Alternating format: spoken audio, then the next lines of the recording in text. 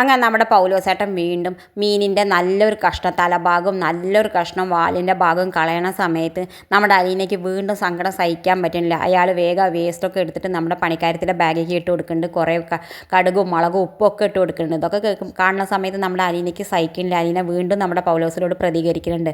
പൗലോസിനോട് പറയുന്നുണ്ട് ഇത് നടക്കില്ല. പൗലോസേട്ടൻ അതൊക്കെ തിരിച്ചെടുക്കാൻ പറയുന്നുണ്ട്. ആ സമയത്ത് നമ്മുടെ പൗലോസ് പറയുന്നുണ്ട് ഞാൻ തിരിച്ചെടുക്കില്ല, നിന്നെ കൊണ്ട് പറ്റണത് ചെയ്യേന്ന് പറഞ്ഞിട്ട് നമ്മുടെ പൗലോസ് ദേഷ്യപ്പെട്ട് പോകുന്നുണ്ട്.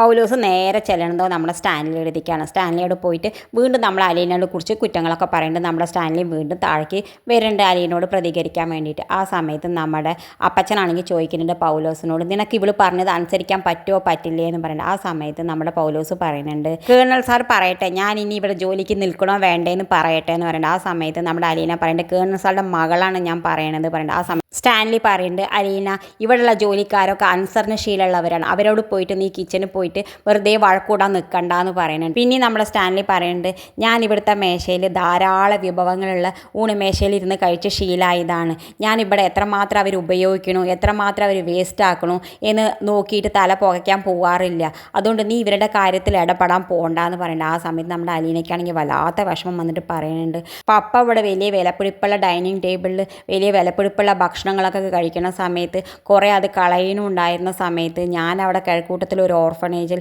ആ എച്ചിലെങ്കിൽ എനിക്ക് കിട്ടിയിരുന്നെങ്കിൽ എന്നുള്ള കഴിഞ്ഞ കാലമൊക്കെ ഉണ്ടായിരുന്നു പപ്പ, അത് പപ്പ ഓർക്കണം എന്നൊക്കെ പറയുന്നത്. ഇതൊക്കെ കേൾക്കുമ്പോൾ നമ്മുടെ സ്റ്റാൻലിക്കും വിഷമമുണ്ട്. സ്റ്റാൻലിയുടെ കണ്ണൊക്കെ നിറയുന്നുണ്ട്. പാവം അവൾ എത്രമാത്രം കഷ്ടപ്പെട്ടിരുന്നു എന്നൊക്കെ വിചാരിക്കുന്നുണ്ട്. ഇത് കാണിച്ചും കൊണ്ടാണ് ഇന്നത്തെ പ്രൊമോ അവസാനിക്കേണ്ടത്. ഇതുപോലുള്ള പ്രൊമോ വിശേഷങ്ങൾ നിങ്ങളുടെ മുന്നിൽ എളുപ്പത്തിലെത്താൻ ഈ ചാനൽ ഒന്ന് സബ്സ്ക്രൈബ്